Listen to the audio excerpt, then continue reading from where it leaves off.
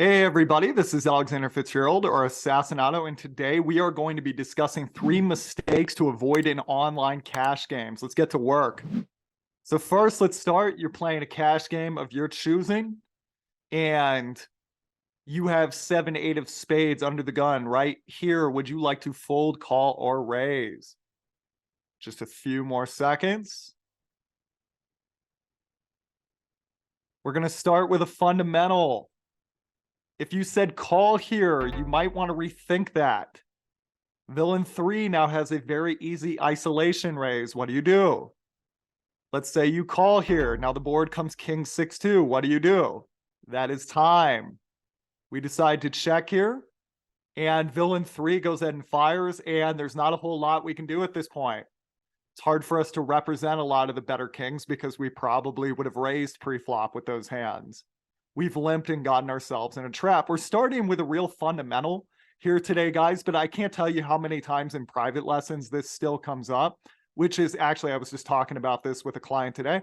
And what happens is when we're playing really passive, when we're playing very passive live games, in the home games we start in, or sometimes at a local casino in a smaller market, we can get away with limping a lot of hands because nobody's really going to raise us off those hands. But in online cash games, we're going to get raised off of our hands quite a bit. We're going to be in this situation quite often where we're just playing defense and we can't represent much of anything. And when you miss, there's going to be nothing you can really do. You're going to have to fold, and your opponent is just going to be able to take advantage of all the times you're missing, which is quite frequently, which is going to set you up for a lot of hurt.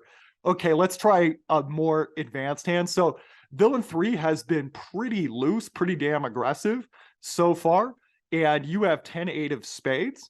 You decide to call here out of the big blind, and the board comes ace 8-5. Here, would you like to check or bet? Just 5 seconds.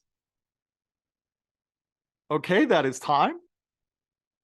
You decide to check, and he goes ahead and bets. I meant to give you 5 seconds on this decision, sorry. Okay, you knew the bet was coming, right? Okay, here's 5 seconds. Obviously, most of you are checking there. I really needed a sip of my drink. My apologies. Okay.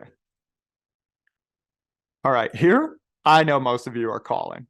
Now let's make things a little trickier. The 5 of spades turns here. Check or bet.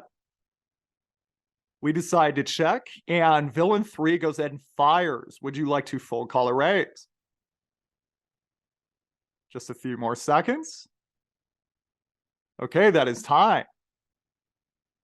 We decide to call, and the river is the queen of clubs. Check or bet. That is time. We check. And villain 3 goes ahead and bets 32.5 big blinds. It is on you. You have 10 seconds.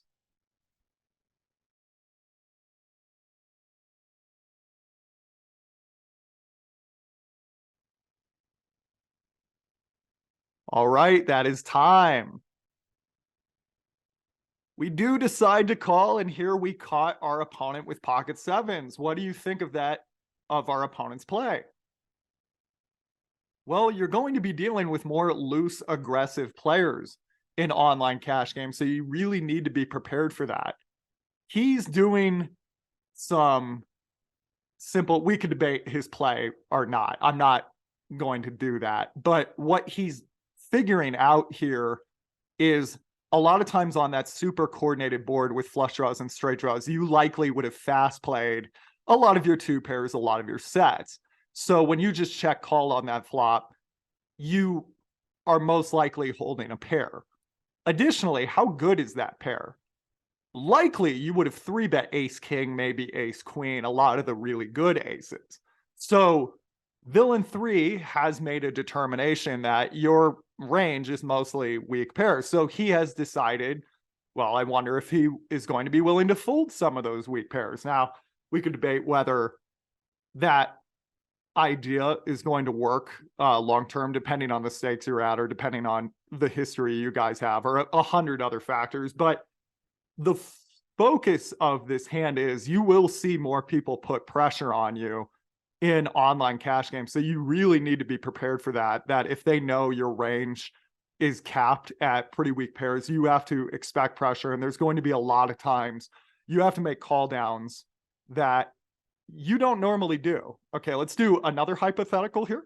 So here you have Jack 4 of clubs, and you've gone ahead and raised on the button. The big blind goes ahead and calls you here. And the board comes King 10-5. It gets checked to you. Here, would you like to check or bet? That is time. We decide to bet 210. And big blind goes ahead and calls. The turn is the 7 of diamonds. It has been checked to us here. Here, would you like to check or bet? Time is up.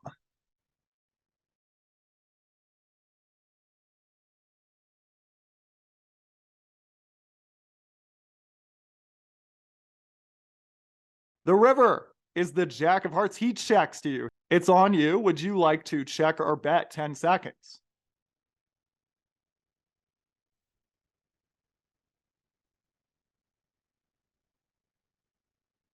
All right, that is time. We do decide to fire here about, 7 big blinds into 11. And he calls. And he turns over the 10-6 of hearts. Now, why do we fire that river? Well, we fire that river for a very simple reason. Let's think about the play of the hand. So on the flop, we do a traditional continuation bet, which we can get away with. He's calling with a lot of the deck there out of the big blind and check folding a lot of it. And we don't have to dive too deep into that. So once he check calls, though, on that board, that's not really a board where a lot of people just call with just a random high card. They obviously, some backdoor draws would call, though, to be fair. But a lot of times this is going to be some kind of pair. And a lot of those pairs are not going to want to fold to the random 7 of diamonds turn. I don't even know if a 5 of spades is that worried. The 5 is that worried, excuse me, if he matched with the 5 of spades, because he could just say to himself, oh, he could be double barreling a flush draw or a straight draw or something along those lines. So probably not going to have a lot of success, especially at lower stakes here, firing again on this turn, that versus opponents that are more into being a station. And a good way to think of this is, if you're playing against opponents who are stations, you want to be a nit a little bit more. So there's sometimes bluffs that theoretically you'd like to take that you just can't take as much, versus opponents that just love to call a ton. So yeah, nits beat stations. So we're gonna knit it up a little bit here, not try again. But when he checks on this river, he likely would have led most of his kings for value. So we have to know our jack is good, but you'll see a lot of people just check back here because they're really worried about a check raise that isn't going to come that often. And even if it did come, you wouldn't even be that worried about it because a lot of people won't try the ultra super duper slow play. So a lot of times that's just frustration. So yeah, this really does need to be a bet. Now, we did go ahead and bet here and we get called by the 10-6 of hearts. Let's wrap this all up and let's discuss online cash.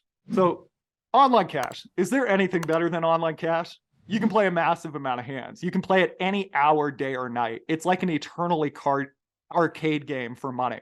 What's not to love? However, if you make these 3 key mistakes, you won't have fun playing online cash games. Let's discuss them today so you can have more fun on the virtual felt. It's tempting to call down without a plan. We know we're supposed to defend the big blind versus small raises. The problem we face is we're defending with such a wide range. We mostly miss the flop and hit weak pairs. Our opponents know this, so they shell us with huge bets. We end up not knowing what to do. We call down hopelessly and get value bet to death. The simple solution to this situation is to play less hands out of position. That works fine in the short term, but as we get better, however, we need to learn how to defend ourselves out of position, such as the hand we saw today, I prefaced it with this person has been loose aggressive, so we probably did need to call down a lot more than normally we'd like to. One rule of thumb we can use is most people can't triple barrel bluff. That really goes true, especially with, I find that if the person has recreational markers at all, like they're just limping in a little bit more, they're calling a little bit more pre-flop than they should. A lot of those folks do have a problem triple barrel bluffing as much as they should. So in general, I'll give them the benefit of the doubt the first time. But continuing, obviously, we showed a situation where we did not give someone the benefit of the doubt. So that does happen too if you see the person is capable of being loose aggressive. So recapping, one rule of thumb we can use is most people can't triple barrel bluff. Almost everybody can continuation bet bluff on the flop. Some people can bet the turn as a bluff. Not many people can fire the river as an absolute bluff. When we're playing an unknown player, we should give them the benefit of the doubt the first time, especially if we're playing lower stakes. If we're a little too tight on later streets to start the session, that's fine. Once we identify a player as a maniac, we can change our strategies. We can pick any halfway decent top pair and call down, and we do have to really be prepared to call down if we believe the person is going to identify, wow, this person is weak here, their range is capped, I better fire. Calling down without a plan. However, until a player proves themselves to be capable of advanced play, we're not going to give them credit. We'll play our big pots in position until further notice. Playing too many hands from early position. Playing too many hands from early position is a great way to lose a ton of money in online cash games. Some players like to limp their small pairs and suited gappers from early position. This is generally a losing play. It would be better to raise or fold with those hands. When you're starting to play online cash games, you should strive to play tighter from early position. When you open with so many players to act behind you, it is likely someone will pick up a solid hand. If they 3-bet you, then they have put you in a disadvantageous position. If you call out of position, you're only trying to save the big blinds you already put in the pot. It will be massively difficult to make a profit from out of position. So what I mean by that is if you open and somebody 3-bets you and you've opened too many hands, oftentimes your best case scenario is just saving a couple of the big lines you put out there, or just half of the big lines you put out there, or something along those lines. Trying to turn a profit is actually immensely difficult if they did catch you with so many hands out of position and they did just 3-bet you, unless you have a very good check raising game, donk leading game, just bluffing game, floating game. You have great out of position work there. It's going to be very difficult to turn any kind of profit. So you just don't want to get caught in that situation if you don't have to. The best way to neutralize your opponent's positional advantage is to catch them with solid hands. If you open ace queen plus or 8-8 plus, for example, and they 3-bet you, then you will still be able to make money. These hands flop well and allow you to win more pots. That is one way you can make money if somebody 3-bets you, is just having very good hands. Obviously, that sounds really basic, but if you're opening really garbage suited gappers and getting caught getting 3-bet consistently and everybody knows you're opening too wide from early position, it's going to be really hard to make money. But yes, if you did have a solid range, if you just went, wow, everybody's 3-betting me quite a bit here, let me revert to a more solid range. It doesn't have to be this solid. This is very solid, ace queen plus, 8-8 plus. But if you were to revert to a more solid range, then you could be in a much better shape should you get 3-bet. If no one is 3-betting at your table, then you can open up your game. However, if people at your table are constantly re-raising you, then find another table or tighten up your ranges. Let's say you do get a pre-flop raise through and the big blind calls you. This is the moment you've been waiting for. Now someone has called you out of position with a wide range. They're going to be guessing on most flops. If they check to you in position, which they are likely to do 90+% of the time, then you can take a free card whenever you want one or start betting when you like the flop. This is a huge edge. If you do flop a top pair or even a solid second pair, you need to start thinking about value betting versus the big blind flatter. The big blind flatter has called you out of position with a wide range. They've hit the flop poorly almost always. They have high cards and mediocre pairs the vast majority of the time. The last thing this player wants to see is you betting. Disappoint them. Introduce them to several bets. Try to go for 3 streets at every opportunity. You're not value betting enough until you accidentally value bet the second best hand. The entire point of poker is to capture the other player's chips. The biggest bets in no limit hold'em are river bets. You can't win a river bet from another player with a bluff. You'll need to value bet them. I guess you could if somebody bets the river as thinly and then you raise them. Okay, yes, you did capture a river bet. with a bluff, but those situations come up a lot less often than just value betting someone who doesn't want to fold. That's going to come up a lot more often. So you really want to make sure if you're trying to secure those nice big river bets, the biggest bets in no limit hold'em, that will frequently come from just value betting, like we saw in the hypothetical we discussed today. Online cash games are great fun, and if you use these 3 tips, they will be even more enjoyable. Just remember to play your big pots in position and value bet thinly versus wide big blind calling ranges. Don't get out of line when you're out of position or likely to be out of position. Conclusion: if you're forced to play out of position, have a clear plan of attack before you start calling huge bets on later streets. Follow all of these tips and you will win more. All right, guys, that's it for today. I hope you enjoyed this one. I'll see you for the next one of these. Take care. Good luck to you if you're playing today.